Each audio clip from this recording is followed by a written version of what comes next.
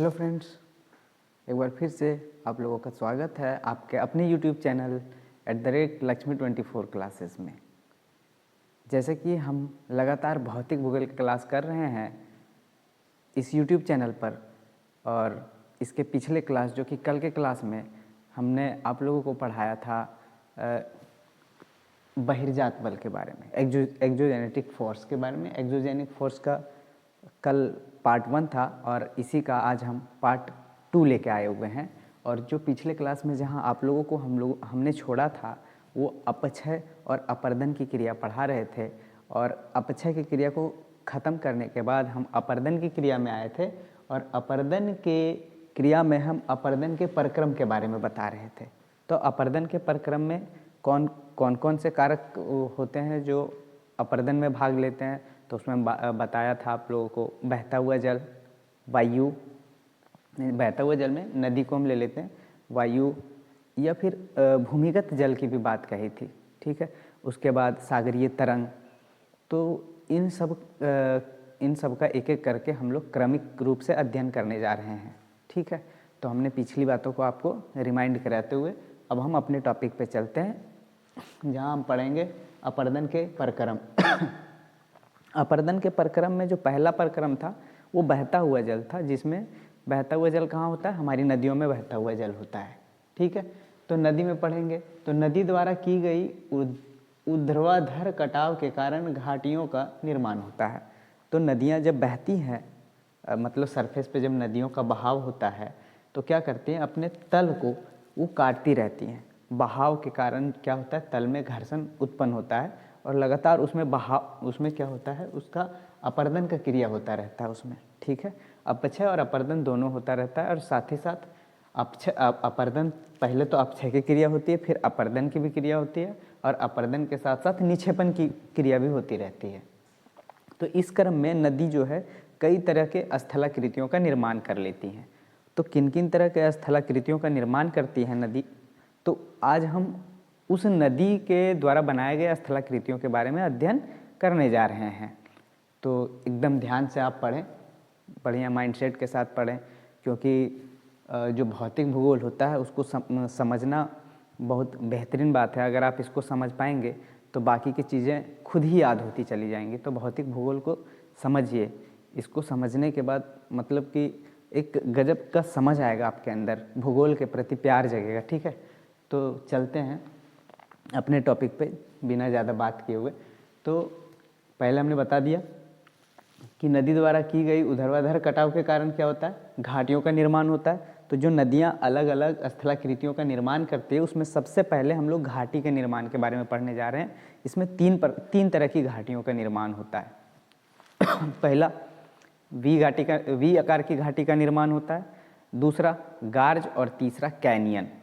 तो इन तीनों के बारे में हम अच्छे से एक एक करके समझते हैं। आप भी ध्यान से देखिए और इसको समझने की कोशिश करिए। वी आकार की घाटी, ये वी आकार की घाटी का कब निर्माण होता है, जब नदी जो सतह होती है या तल होती है उसकी कटाव कर देती है। क्या कर देती है, कटाव कर देती है, या सीधा भाषा में अगर बोलते हैं इसका अपर्दन हो जाता है। यहाँ के जितने भी जलोढ़ हैं उनकी अपर्दन कर दी जाती है, और उस अपर्दन के कारण इस वाले भाग के कटाव हो जाता है, मतलब सतह के कटाव हो जाते हैं और वो वी आकार के दिखना शुरू हो जाता है, ठीक है। ये घाटी हो जाती है, वी आकार की घाटी का निर्माण कर लेता है, ठीक। तो इसी को हम वी आकार की घाटी कहते हैं। दूसरा गार्ज में जाते हैं। अब क्या होता है, गार्ज में आप जब जाएंगे तो देखेंगे ये जो लंबवत सतह है इनके, और नीचे जो हमारे पास, एक तो ये नीचे वाला सतह है, तल है, और दूसरा हमारे पास लंबवत सतह है, ठीक है। तो लंबवत सतहों के बीच की दूरी और इसकी तल की लंबाई दोनों बराबर होती हैं, ठीक है। मतलब ये जो दोनों ढाल है, ये ढाल और ये ढाल, इसके बीच से नदी जो है बहती हुई आ रही है यहाँ से। तो जो ये ढाल है, तो इन ढाल के ये दोनों खड़े पिलर की तरह समझिए इसको, ये दोनों पिलर की तरह है। इनके बीच की दूरी और इसके बीच की दूरी बराबर होती है, ठीक है। तो इनकी बीच की दूरी कहने मतलब इनकी चौड़ाई और इनके बीच की दूरी बराबर होती है। तो इसे क्या कह देते हैं हम लोग, गार्ज कहते हैं, ठीक है। जैसे गार्ज एग्जाम्पल के तौर पे आप देखना चाहेंगे तो सिंधु गार्ज, हमारी सिंधु जो नदी है वो गार्ज का निर्माण करती है, जिसको सिंधु गार्ज कहते हैं। शिवकीला गार्ज और दिहांग गार्ज, ये सब जो है हमारे भारत की नदियों द्वारा बनाई गई गार्ज है, ठीक है। और फिर जो तीसरे प्रकार के निर्माण होती है वो होती है कैनियन। कैनियन क्या होता है? कैनियन में जैसे कि अभी तुलनात्मक रूप से आप देखेंगे यहाँ पे कि इसमें क्या है, ये दोनों ही लंबवत खड़े हैं, लेकिन यहाँ लंबवत नहीं है। यहाँ जो तल की सतह की चौड़ाई जो है वो साइड वाले जो हमारे पास ये रेखा खींची हुई हैं, ये दिख रहा होगा, इनकी चौड़ाई ज़्यादा होती है। मतलब तल जब हम नीचे तल में जाएंगे, नदी के तल में, तो क्या होने लगता है कि उसकी नीचे जाने पर चौड़ाई कम हो जाती है, ठीक है। मतलब इस तरह के हमारी नदी है और नीचे जैसे जैसे जाएंगे तो इसकी क्या होने लगती है, इसकी चौड़ाई कम होने लगती है। और ये जो हमारे दोनों सतह से जो मतलब तल से जुड़े हुए दो दीवार की तरह हैं, उनके बीच की दूरी बढ़ जाती है ऊपर जाके, ठीक है। तो उनके बीच की चौड़ाई क्या हो जाती है, अधिक हो जाती है। अगर आपको नहीं दिख पा रहा है, छोटा लग रहा है देखने में, तो हमने आपको अपने हाथ से बता दिया तो आपको समझ में आ गया होगा। तो इसका जो उदाहरण है वो है कोलोराडो नदी। कोलोराडो नदी के ग्रैंड कैनियन पे आप देखेंगे, वो ग्रैंड कैनियन का निर्माण करता है वहाँ पे कोलोराडो नदी। तो कोलोराडो नदी कहाँ है? ये अमेरिका में है, ठीक है। आगे चलते हैं और भी चलते हैं। अब क्या हुआ कि पानी के बहाव से और भी जो निर्माणकारी चीज़ें हैं, जैसे कि जलप्रपात व क्षिप्रिका का भी निर्माण होता है। अब जलप्रपात क्या होता है? जलप्रपात, इसका निर्माण चट्टानीय संरचना में विषमता, ठीक है, विषमता, असमान अपर्दन, भ्रंश निर्माण इत्यादि क्रियाओं से होता है। ध्यान से समझिए कि जलप्रपात का निर्माण कैसे होता है। तो जलप्रपात का निर्माण चट्टान की जब संरचना हो रही होती है तो उसमें विषमता होती है। मतलब कहने का मतलब सब चट्टान एक तरीके के नहीं होती, कुछ चट्टानें बड़ी हैं, कुछ चट्टानें छोटी हैं, इस तरह करके विषमता होती है। तो क्या होता है कि बड़े छोटे चट्टानें इस तरह की आकृति बनाती है और यहाँ से जब पानी का प्रवाह होता है यहाँ से, तो इस तरह प्रवाहित होते हुए और एक फ्लैट सरफेस आता है यहाँ पे, तो वहाँ जाकर एक झरने का निर्माण कर लेती है, ये जलप्रपात का निर्माण कर लेती है, ठीक है। तो जलप्रपात क्या हो गया, ये आपको समझ में आ गया होगा कि इसमें संरचनात्मक विषमता होती है। मतलब हमारे चट्टानों में या हमारे भूखंड में जो संरचना है वो कैसी संरचना है, भूखंडों में तो संरचना है, अलग अलग तरीके की संरचना है उसमें। और तो है, ऐसा तो है ही है कि हमारे जो सरफेस है, अर्थ सरफेस है, तो अर्थ के सरफेस एक जैसा बना हुआ नहीं, उसमें कई विषमताएं पाई जाती है। इसी प्रकार यहाँ चट्टानों में भी विषमता पाई जाएंगी, है ना, असमानता पाई जाएगी। अपर्दन की क्रिया जो होता है, असमान रूप से अपर्दन का क्रिया होता है। अपर्दन की अब क्या हो सकता है, अपर्दन में जहाँ जो है मिट्टी थोड़ी ढीली होगी वहाँ अपर्दन ज़्यादा हो जाएगी उसकी, जहाँ के चट्टान कमज़ोर होंगे उसकी अपर्दन ज़्यादा होंगी, और जहाँ चट्टानें कमज़ोर कम होंगी उनकी अपर्दन भी कम होंगी, ठीक है कि नहीं। उसके बाद भ्रंश निर्माण, अगर भ्रंश निर्माण इत्यादि क्रियाओं से होती है, भ्रंश का निर्माण होता है। पहले बता दिए कि दो प्लेट, इस बहुत पहले के क्लास में मैंने पढ़ाया था कि प्लेटों के बीच तनाव आने से, ठीक है, प्लेटों के बीच तनाव आने से या उसको टूट जाने से उसमें भ्रंशन का क्रिया होता है, ठीक। तो वो भ्रंशन की क्रिया जो होता है उससे भी क्या होना शुरू हो जाती है, नदियाँ बहना शुरू करती हैं भ्रंशन से, ठीक है ना। तो उसमें भ्रंशन के मतलब है कि वो प्लेट का ऊंचा नीचे हो जाना, मतलब हमारे सतह को ऊपर नीचे हो जाना, मतलब उसमें भी विषमता आ जाना, सतहीय विषमता आ जाती है भ्रंशन क्रिया में। तो उससे भी क्या होता है, जलप्रपात का निर्माण होता है। उदाहरण के तौर पे अगर आप देखना चाहते हैं जलप्रपात, तो सबसे पहले नियाग्रा जलप्रपात, ठीक है। ये नियाग्रा जलप्रपात कहाँ पे है भाई, तो नियाग्रा जलप्रपात अमेरिका में है। अमेरिका और कनाडा के बॉर्डर पे आपको नियाग्रा जलप्रपात देखने को मिलेगा, ठीक है कि नहीं। उसके बाद देखेंगे विक्टोरिया जलप्रपात, क्या है विक्टोरिया जलप्रपात, आपको दक्षिण अफ्रीका में देखेंगे विक्टोरिया जलप्रपात देखने को मिलेगा। और ये किस नदी पे है, तो जैम्बजी नदी पे है। विक्टोरिया जलप्रपात जैम्बजी नदी पे है, यहाँ से आप देख सकते हैं। उसके बाद है जोग और गरशोप्पा, जो कि भारत में शरावती नदी के ऊपर है। जोग और गरशोप्पा कहाँ पे है, कर्नाटक में है, ठीक है। जोग और गरशोप्पा कर्नाटक में। और किसके उदाहरण हम लोग लगातार पढ़ते चले जा रहे हैं, तो ये जो भी जितने भी उदाहरण हम पढ़ रहे हैं ये जलप्रपात के उदाहरण हैं, ठीक है। अभी क्षिप्रिका इसके बाद और भी है छिप्रिका के अभी नीचे पड़ने वाले। धुआंधार जलप्रपात जो कि नर्मदा नदी पे है, धुआंधार जलप्रपात हमारे भारत में। उसके बाद हुंडरू जलप्रपात स्वर्ण रेखा नदी पे, ये सब के सब किसके उदाहरण हैं, तो ये जलप्रपात के उदाहरण हैं। ठीक है, आगे चलते हैं और देखते हैं छिप्रिका। छिप्रिका, अच्छा आप देख सकते हैं कि जलप्रपात क्या है। जलप्रपात और छिप्रिका के बीच अंतर बताया जा रहा है यहाँ पे। तो जो जलप्रपात होते हैं वो ज़्यादा ऊंचाई से नीचे की तरफ, जो जलप्रपात होते हैं इनकी बीच ऊंचाई होती है, मतलब यहाँ जो पानी का बहाव या पानी जो नीचे की तरफ गिरती है वो ज़्यादा ऊंचाई से नीचे की तरफ गिर जाती है। ठीक है, तो उसको हम जलप्रपात कहते हैं। लेकिन छिप्रिकाएँ जो होती है, छिप्रिकाओं के बीच मतलब छिप्रिकाएँ ज़्यादा ऊंचाई से, मतलब पानी जो है, पानी का बहाव एक झरने की तरह होती है, लेकिन वो ज़्यादा ऊंचाई से नहीं होती है, कम ऊंचाई से होती है, बहुत कम ढाल होता है उसमें, ये ढाल कम देखने को मिलेगा, तो इसको हम छिप्रिका कहते हैं। ठीक है, कम ढाल से पानी नीचे की तरफ गिरती है छिप्रिका, ज़्यादा ऊपर, ज़्यादा ऊंचाई या ज़्यादा ढाल से नीचे की तरफ गिरती है तो जलप्रपात। ठीक है, ये समझ में आ गया होगा आप लोगों को। आगे बढ़ते हैं। अगर नहीं समझ में आ रहा होगा, जहाँ आपको नहीं समझ में आता है, आप कमेंट कर सकते हैं कमेंट बॉक्स में कि आपको क्या समझ में नहीं आया, हम आपको रिप्लाई में उसके बारे में कुछ डिटेल बताएंगे, तो आप मतलब कि कमेंट करते रहिए। अब आता है जलोढ़ शंकु। जलोढ़ शंकु का भी निर्माण होता है, और ये भी निर्माण किसके वजह से होता है, अपर्दन के वजह से होता है। ठीक है, तो देखते हैं, मतलब इसमें भी जल प्रवाह के कारण ये जितने भी निर्माणकारी चीज़ें पढ़ने जा रहे हैं, तो जो पढ़ रहे हैं हम लोग, वो सब किसके वजह से होता है, तो वो जल प्रवाह के कारण ही होता है, और जल प्रवाह ही हम लोग पढ़ने जा रहे हैं। तो जलोढ़ शंकु, जब नदियाँ पर्वतीय भाग से समतल में प्रवेश करती हैं तो इसका निर्माण हो जाता है। समझिए इसको।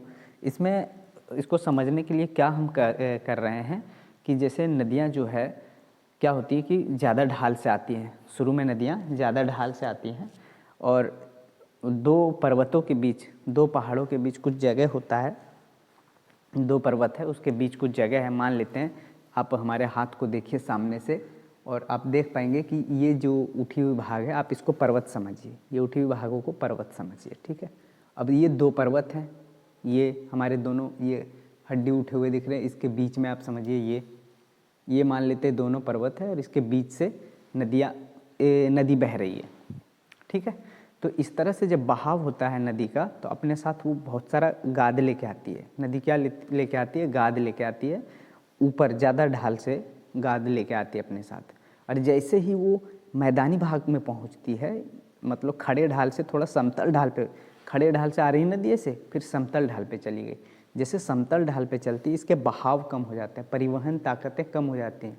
ठीक है, मतलब जो गाद लेके आई थी वो पूरी तरह से उसको जोर से धक्का देकर अपने साथ नहीं ले जा सकती है। ठीक है कि नहीं, तो जब नहीं ले जा सकती है तो क्या करती है कि जो देख सकते हैं यहाँ पे हमने दिखाने की कोशिश की है, ये दो हमारे पास पहाड़ है, यहाँ से ये दो पर्वतों के बीच से ये निकल के जब गाद बाहर आती है तो गाद क्या करती है, दो जगह तो मतलब शंकु का निर्माण करेगी। पानी यहाँ से बह के आ रही है, तो जो ये मान लेते हैं मुख्य नदी है, ये मार्कर आपको दिख रहा होगा, ये मुख्य नदी की तरह है, ये सीधी ऐसे निकलती चली जाएगी। लेकिन जो गाद इसके साथ बह के आई वो क्या होगी, ये दोनों इधर इधर फैल जाएंगी।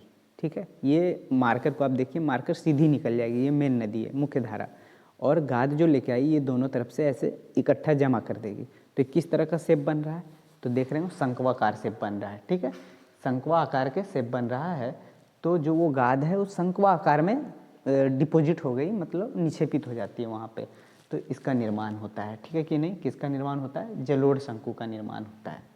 ये बात समझ में आया। अब चलते हैं जलोढ़ पंख। ये भी जलोढ़ शंकु की तरह ही है थोड़ा बहुत, लेकिन दोनों में क्योंकि डिफरेंसेस हैं। अब आता है पर्वतीय भाग से निकलने के क्रम में नदियाँ गाद दूसरी ओर फैला देती हैं। ठीक है, मतलब दो पर्वत यहाँ से दिख रहा होगा, एक ये पर्वत है और एक ये पर्वत है। इस दोनों के बीच, दोनों पर्वतों के बीच क्या होता है कि नदी अपने गाद लेके आ रही होती है। ठीक है, अधिक मात्रा में सिल्ट कहते हैं गाद को, वो लेके आ रही होती है, और इन दोनों ढालों के बीच में एक दाब महसूस करते हुए आती है, क्योंकि जब खड़े ढाल, जब पर्वतों के भाग से नदियाँ आती हैं तो मतलब उनकी गति तेज होती है, और जब वो दोनों के बीच से निकलती है, मतलब ये दीवार दोनों के, ये दो दीवारों के बीच से नदी जा रही है नीचे से बहते हुए, तो क्या होता है कि इन दोनों दीवारों के बीच क्या होता है, अब नदी दाब मतलब फैल नहीं सकती, अपने दाब के साथ बहुत सारे गाद को अपने साथ लेके आती है। लेकिन जैसे ही ये पर्वत से बाहर की तरफ जाती है, ठीक है, पर्वतों से बाहर निकलती है, वो फैल जाती है, ठीक है कि नहीं, मतलब अपने दाब को कम महसूस करके चारों तरफ फैलती है, ठीक है। तो ये आके और यहाँ पे फैल जाती है, और फैलने के बाद क्या होता है, कुछ इस आकार का निर्माण, मुख्य नदी यहाँ से निकल जाती है और कुछ इस आकार का निर्माण कर लेती है, जो कि जलोढ़ पंख, ये पंख की तरह लग रहा है ना, तितली को आपने देखा है ना, उसके पंख की तरह महसूस हो रहा होगा। तो इससे ये क्या होता है, जलोढ़ पंख का निर्माण हो जाता है। अब ये जलोढ़ पंख जो होता है किन किन आकृतियों का निर्माण कर लेता है, तो जो जलोढ़ पंख है हमारा, वो जलोढ़ मैदान का निर्माण कर लेगी, ठीक है। जलोढ़ मैदान के साथ साथ गिरिपाद मैदान का निर्माण हो जाएगा। गिरिपाद कहने का मतलब, गिरि मतलब हो जाता है पर्वत, और पाद मतलब पाँव, ठीक है, पैर, मतलब हमारे पर्वतों के जस्ट नीचे क्या हो जाता है, इसका डिपोजिशन होता है, जमाव होने के वजह से क्या हो गया, गिरिपाद मैदान और जलोढ़ मैदान का निर्माण और तराई प्रदेश का भी निर्माण, ठीक है कि नहीं। तो किसके वजह से होता है, जलोढ़ पंख के वजह से होता है। अब आते हैं नदी विसर्प। नदी विसर्प क्या है, तो वो नदी विसर्प एक आकृति है, खैर यहाँ तो बना हुआ नहीं है, आप इसको समझिएगा नदी विसर्प क्या होता है और नदी विसर्प का निर्माण होता क्यों है, ये हम आपको बताने जा रहे हैं, ठीक है। तो यहाँ पहले एक बार रीड करते हैं। नदी अपने अवस्था में परिवर्तन के साथ मार्ग परिवर्तित कर लेती है, इस क्रम में वह नदी विसर्प गोखुर झील डेल्टा का निर्माण करती है, ठीक है। अब यहाँ एक जो टर्म है अवस्था, नदी की अपनी अवस्थाएं होती हैं, नदी हमेशा एक अवस्था में नहीं होती। जब नदी का ढाल तीव्र होता है, अगर आप देख पाएंगे यहाँ से, अगर आपको दिख रहा होगा, नदी का ढाल क्या होता है, शुरू में तीव्र होता है, फिर अब तो थोड़ा देखना होगा कि ये हो सकता है स्क्रीन पे कट रहा हो, तो थोड़ा हम करीब बनाते हैं और थोड़ा छोटा बनाते हैं। मान लेते हैं ये हमारा नदी का शुरू में ढाल तेज हो, और ढाल के बाद धीरे धीरे ढाल स्लो, और बाद में फिर बराबर हो जा रहा है। आप देख रहे होंगे नदी का 3 फेज देख रहे होंगे, एक यहाँ तो तीव्र ढाल के साथ है, यहाँ निम्न ढाल है, और यहाँ पे क्या हो जा रहा है, एकदम समतल बन रहा है, ठीक है। यही नदी की अवस्था है, अलग अलग अवस्था है नदियों की। जब ये तीव्र ढाल में होती है तो नदी यंग होती है, यंग युवा होती है, ठीक है। उसके बाद जब नदी यहाँ पे आ जाती है तो युवा नहीं रह जाती है, प्रौढ़, मतलब यहाँ से, उसके बाद जब यहाँ आती है नदी, बूढ़ी नदी हो जाती है, बूढ़ी हो जाती है। अरे इसको किस माध्यम से कहते हैं, कैसे, मतलब बूढ़ी हो जाने का क्या मतलब है, यंग होने का क्या मतलब है, तो इसका ये मतलब है कि नदियों के तीव्रता के आधार पे वो जो गाद लेके आ रही है अपने साथ, कितने गाद को धक्का देके आगे लेके जा सकती है, उसके आधार पे, उसकी मतलब बहने की तीव्रता पे ही हम उसकी अलग अलग अवस्थाओं को तय करते हैं। तो यहाँ ढाल तेज होने की वजह से जो यहाँ नदी का प्रवाह होगा या बहाव होगा, यहाँ के जल वो तेजी से होगा, मतलब जितने भी गाद है अपने साथ लेके आएगी, और यहाँ इसका ढाल थोड़ा निम्न हो जाएगा, मध्य ढाल कह सकते हैं, और यहाँ निम्न ढाल हो जाएगा। यहाँ तो गाद एकदम तेज़ी से लेके आई, अब यहाँ पे थोड़ा मतलब इसकी गति कम होने के कारण कुछ कुछ गाद अपने किनारे पे इकट्ठा करके और ये आगे निकल जाएगी, ठीक है। लेकिन जब यहाँ पे आती है, ये जब इस जगह पे आ जाएगी, तो यहाँ पे आने के बाद अब इसके पास जो है उतनी शक्ति नहीं हो जाती कि गाद को धक्का देके आगे की तरफ ले जाए, अब इतनी ताकत इसमें नहीं बची है, ठीक है कि नहीं। मतलब इसके अंदर अब परिवहन की शक्ति कम हो गई है, इसको परिवहित नहीं कर सकती, तो क्या करेगी, ये फैलना शुरू कर देगी। मतलब ये नदी अपने जितने भी ये गाद लेके आई है, कचरा वगैरह लेके आई है, वो अपने ही मार्ग को बाधित करा लेगी, जमा करके क्या कर लेगी, अपने ही मार्ग को बाधित कर लेगी। और क्या होगा, ये जो बहाव है, बहाव दूर दूर तक फैलने लगेगा। क्या होगा, इसका बहाव दूर दूर तक फैलेगा, ठीक है।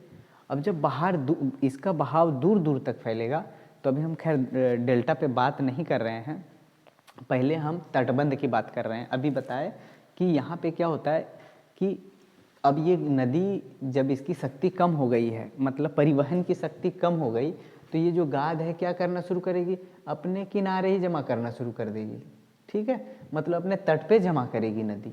तो जब ये अपने तट के ऊपर जमा कर रही है नदी, थोड़ा इसको सीधा बना दे, अपने तट पे जमा कर रही है, तो किस तरह का निर्माण कर रही है गाद को अपने तट पे जमा करके, तो वो जो निर्माण कर रही है उसको हम तटबंध कहते हैं। तटबंध अवसादों का किनारों पर निक्षेपित कर देना ही तटबंध कहलाता है। ये प्राकृतिक बांध कहते हैं, इसको प्राकृतिक बांध भी कहते हैं। अपने तटों पे इकट्ठा कर दी है, ठीक है कि नहीं, मतलब तट से पानी का जो है बहाव है उसको दूर कर दे रही है, और तटों से अब पानी मतलब तटों से पानी जो है सीधे रूप में नहीं मतलब घर्षण कर रही होगी, तो वहाँ तटबंध का निर्माण कर रही है, या कह सकते हैं तट अवरोध बना रही है, ठीक है।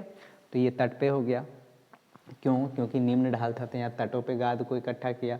लेकिन अब क्या होगा, ये कहीं भी गाद को इकट्ठा कर देगा, क्यों, क्योंकि भाई परिवहन की शक्ति इतनी कम है इसके अंदर, ठीक।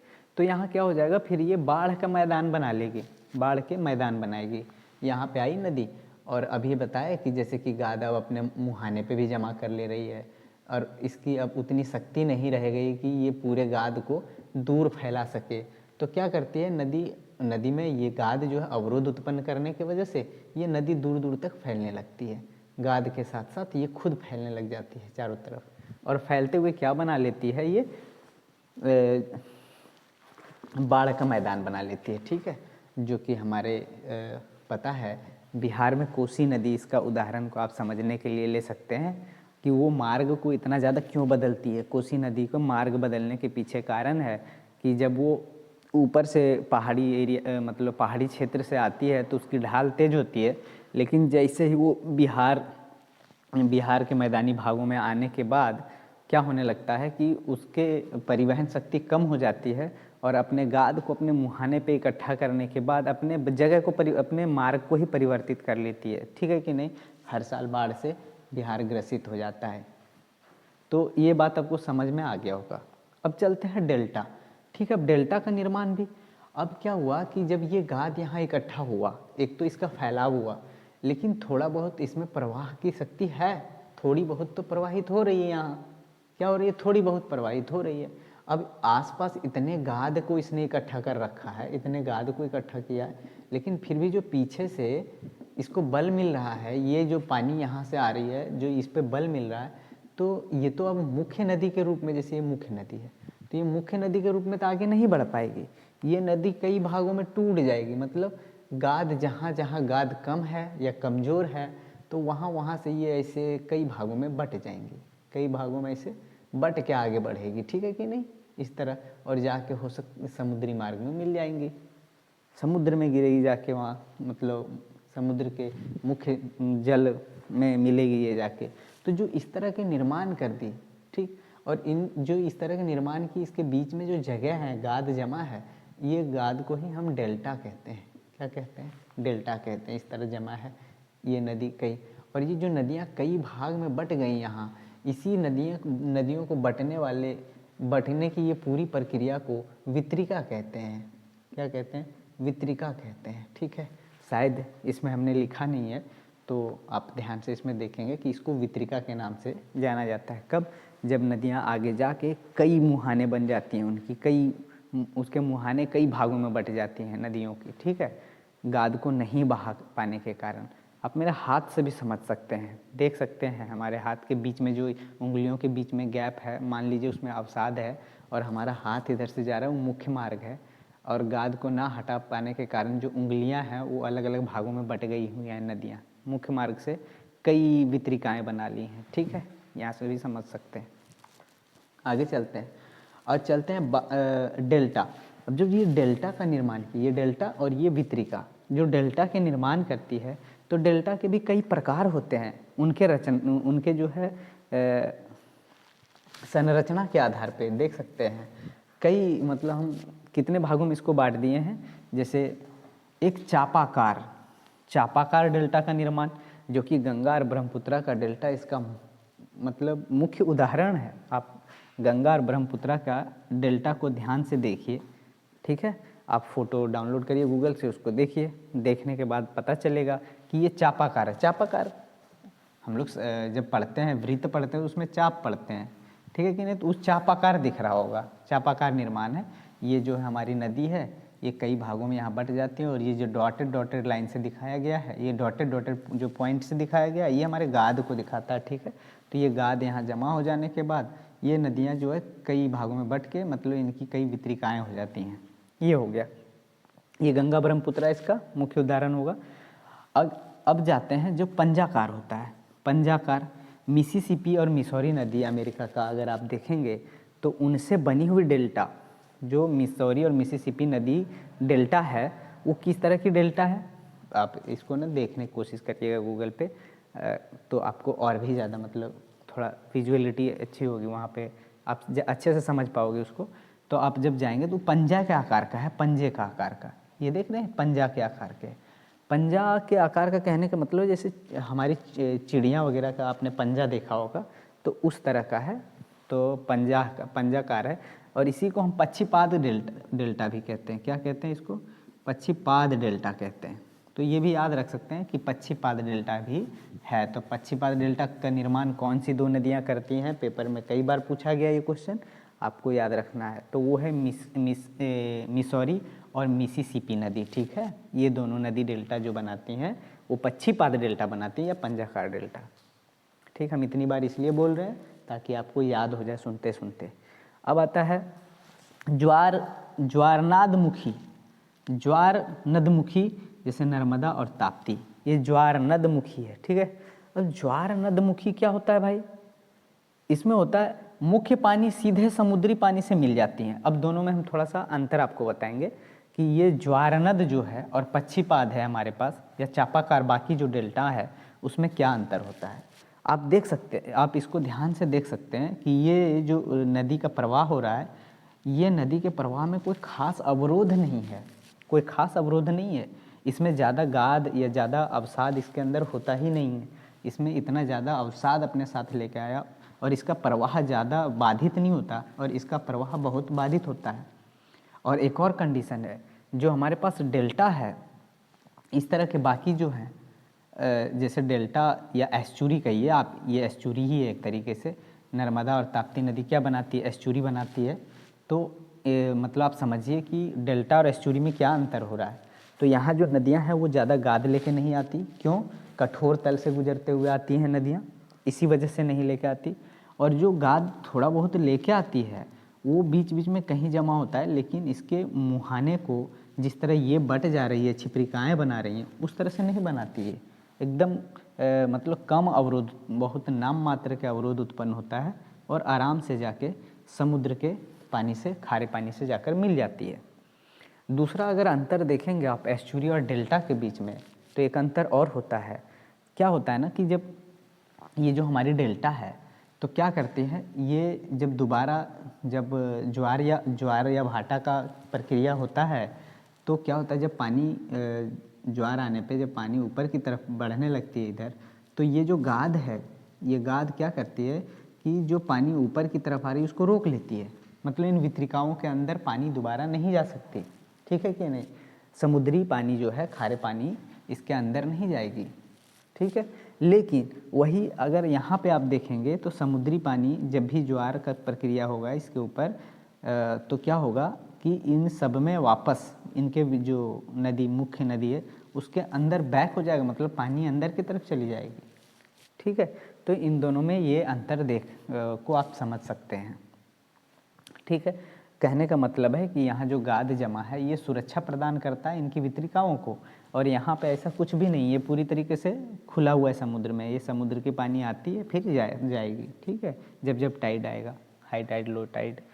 अब आगे जाते हैं। अब आता है धूमाकृत या वृक्षाकार कहते हैं, दूम कहिए उसको, जैसे दूम देखते हैं, या वृक्षाकार होता है। तो ये वृक्ष के आकार के है, जैसे ये मान लीजिए इस तरह है, हालांकि वृक्ष की तरह लग नहीं रहा होगा।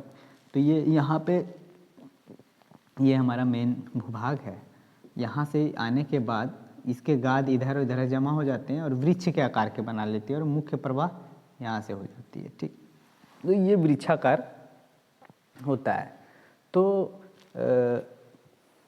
आप बताएंगे कमेंट करके कि आपको कैसा लगा पढ़ के, और समझ में आ रहा है कि नहीं जो चीज़ पढ़ाए जा रहे हैं, क्योंकि भौतिक भूगोल को समझना बहुत ज़रूरी हो जाता है। पूरी ज्योग्राफी को समझने के लिए भौतिक भूगोल को समझना ही होगा। तो हमने जो आपको अपर्दन के प्रक्रम को पढ़ाया है, इसके अंदर हम नदी के बारे में पढ़ाया, जल प्रवाह के बारे में पढ़ाया और जल प्रवाह से होने वाली भू आकृतियों के निर्माण के बारे में पढ़ाया कि कौन कौन सी भू आकृति का निर्माण होता है। और दूसरा जो अगले क्लास में हम ये भाग 2 होगा इसका, ये क्या होगा इसका जो है क्लास तो आपका हो गया 4 नंबर और भाग आपका होता है 3 भाग 2, इसका दूसरा भाग हम लोगों ने पढ़ लिया है। ठीक है, आगे अगर हम आगे जो पढ़ेंगे वो 2 चीज़ें और बच जाती हैं इस चैप्टर में पढ़ने के लिए। एक तो आंतरिक जल प्रवाह से बनने वाली संरचना के बारे में पढ़ेंगे और एक जो आखिरी टॉपिक हम लोग पढ़ेंगे वो पढ़ेंगे समुद्र के ज्वार से बनने वाले, मतलब समुद्रीय ज्वार से जो समुद्र के तटों में आकृतियाँ बनती हैं उसको पढ़ेंगे और हमारा जो अध्याय है वो ख़त्म हो जाएगा। तो कैसा लगा आपको पढ़ के, आप कमेंट करके बताइएगा और बहुत बहुत धन्यवाद ये क्लास को देखने के लिए। जय हिंद।